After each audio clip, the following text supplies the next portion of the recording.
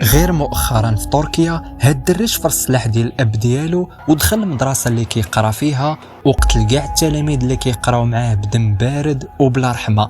وفاش حاصروه البوليس والضباط هز السلاح وتيرا في راسو ونهى حياته. فشنو القصه ديال هاد الدري وعلاش دار هاد الشيء؟ عيسى أراس اللي في العمر ديالو 14 عام من تركيا كان كيبان طفل عادي وهادئ حتى لواحد النهار، وبالضبط 16 ابريل يوم الخميس مع الصباح بكري اللي كان قاري فيه ناض وشفر السلاح ديال الاب ديالو اللي كان بوليسي. الاب ديالو ما جاب خبار لوالو حيت كان ناعس في هذا الوقت، وواخا السلاح كان خازنه ولكن عيسى قدر انه يلقاه. هز السلاح ودارو في المحفظه ديالو وقصد نيشان المدرسه بحال اي تلميذ، وغير دخل مشى نيشان القسم اللي كيقرا فيه، وقف واحد شويه بين ما دخلوا كاع التلاميذ، وهنا فين غادي توقع الجريمه والصدمه الكبيره. جبد السلاح من الكارطابل وبدا كيتيري في كاع التلاميذ اللي كيقراو معاه واحد ورا واحد، وكل شيء كيغوت وكيبكي. ومن كثرة الخلعه التلاميذ بقاو كيلوحوا راسهم من الشراجم وكيهربوا وكيحاولوا يعتقوا راسهم وهو ما مسوقش، والقرطاس كيتشير في القسم.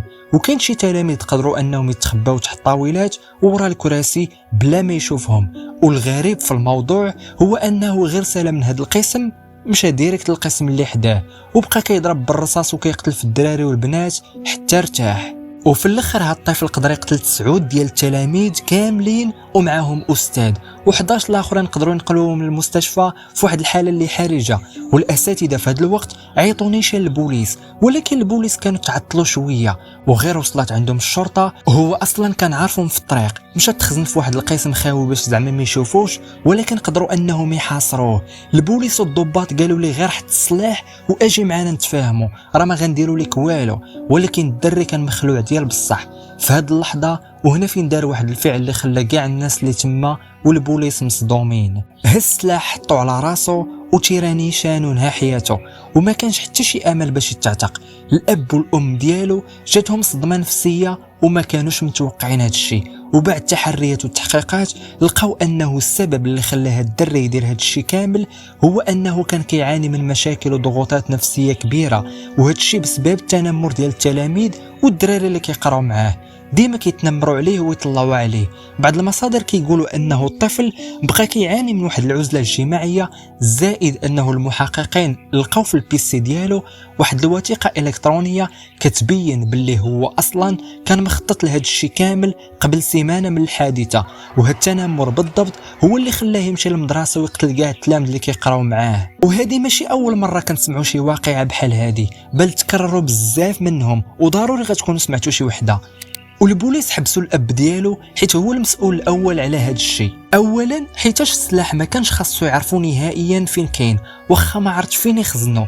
وثانيا الاب فاش لاحظ ولده بدا كيتغير وكتبان فيه ضغوط نفسيه كان خاصو يسمع ليه في ذاك الوقت ويحاول يفك ديك العقده قبل ما تكبر. ودابا خليوني نهضر معاكم بواقعيه ونستغل هذا الواقع اللي في الفيديو باش نوصل لكم واحد الميساج اللي مهم.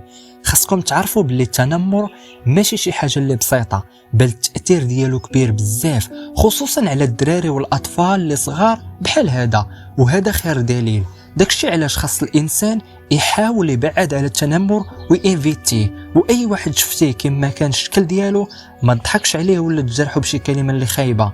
انتم تحسبونه هينا وهو عند الله عظيم. ما تقدروش تصوروا الاخوان كيفاش داك التنمر كيأثر على النفسيه ديال داك الشخص وحرفيا كيدمرها ليه، حتى كيولي يدير شي تصرفات بلا ما يفكر. والضغوطات النفسيه اللي كتحط عليه وهو ما قادرش عليها، راه يقدر يبان لك ساكت وظريف، ولكن راه نهار ينوض ليك كون متاكد انه غادي يندمك على النهار اللي قلتي لي شي كلمه، حيت كيكون كيغلي من الداخل وضروري غيجي واحد الوقت فين غادي تفرقع فيه.